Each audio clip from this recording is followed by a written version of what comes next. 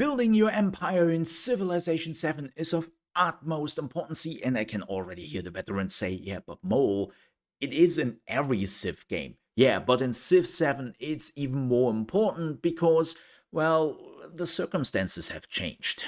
Gameplay elements have changed around, and in the early game, I would say there is nothing more important than growing your empire by building more towns and more cities. So let's have a look at what has changed, and more importantly, what you can do about it. So the first thing we have to talk about are the sizes of the maps, because right now you can only choose tiny, small, and standard maps. And yes, we know bigger maps are coming, but the reality is they're not there yet. And if you are playing with 7 other NPCs on a standard map, you will probably end up with 1 or 2 nations right next to you, and everyone is fighting for their prime real estate. So that's already the first problem. The other one is you have now a limit, right? You have now a town limit, and that will be between 4 and 5, depending on if you are playing Xerxes or not, because Xerxes is getting some extra towns, especially at the beginning. He has 1 more per age, so that's how you can increase it. But of course, also with the other nations, there will be some early on civic researches you can do to gain extra towns. So it's not too much of a problem, but it is something to keep in mind, and we will talk about that a little bit more later. But the next thing is even more important, because in the new Civ, the barbarian camps are all over the map immediately when you start the game. They are not popping up after some time, they are just there. And later on, those barbarian camps will transform into independent city-states, or, well, they will become independent city-states and suzerain states to another nation. And when that happens, it will be pretty hard to get rid of those suzerain states, because that means that if you declare war against them, you're also declaring war against another civilization. And even if you are just attacking independent city-states, they are also sometimes working with other independent city-states or other NPCs, and they are much harder to remove from the map. So what you want to do at the beginning is you want to clean out as many barbarian camps as possible to build your cities nearby. Or, well, you have to live with the fact that there's a city-state next to your town or barbarian camp which will attack you throughout the game. So this is something to think about.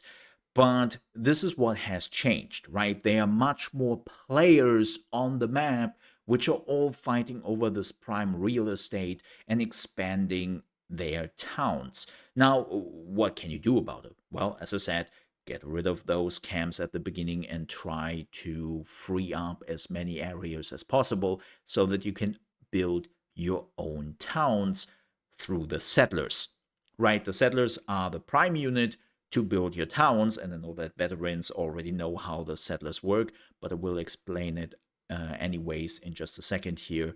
So when you are building a settler, you are sending the settler out in an area where you want to build a town, then you activate the ability and you get a town, right? It's pretty simple to do.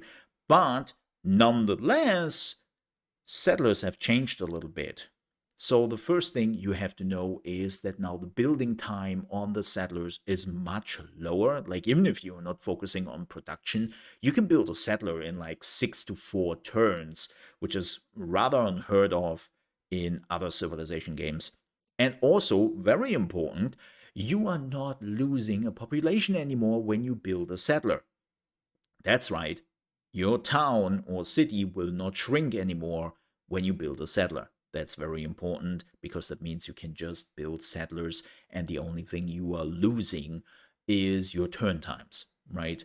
But when you have built a settler, the easiest way to figure out where to send the settler is pretty much go with the colorization and where you have most of the resources you need. I have to say, the overlay they are showing you is actually pretty good. Like, there wasn't a lot of moments where I thought, oh, this is not really where I wanted to build my city anyways, right? Like, they're actually doing a pretty good job with that. As always, make sure that your settlers are protected, and when you build a town, also make sure afterwards that your town is protected. The cities slash towns are not very strong at the beginning in the Civ 7 game, and you want to have some units nearby, or you want to build a wall very quickly to protect your city or something else to protect it. But yeah, at the beginning, especially when you don't have that, have some units around, because barbarians will come and try to take that town away, and that's the last thing you want, right? Now, let's talk a little bit about the town slash city cap. This is a new mechanic they implemented, right? And I have to say, it's not that bad. Every time you are going over the cap, you will lose 5 happiness per turn. And you can see it right now here. I'm on turn 100, and I'm creating about 40 happiness per turn. So if I would go over the limit, losing 5 happiness per turn per city is not really a big deal. Like, I could easily go 2 or 3 cities over the cap. And as I said, it's actually relatively simple to increase the cap, so it's not too much of a big deal.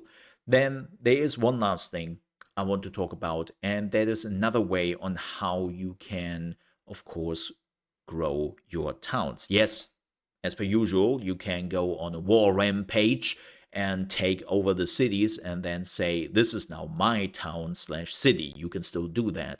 But no, I'm talking about a way on how you can build another town.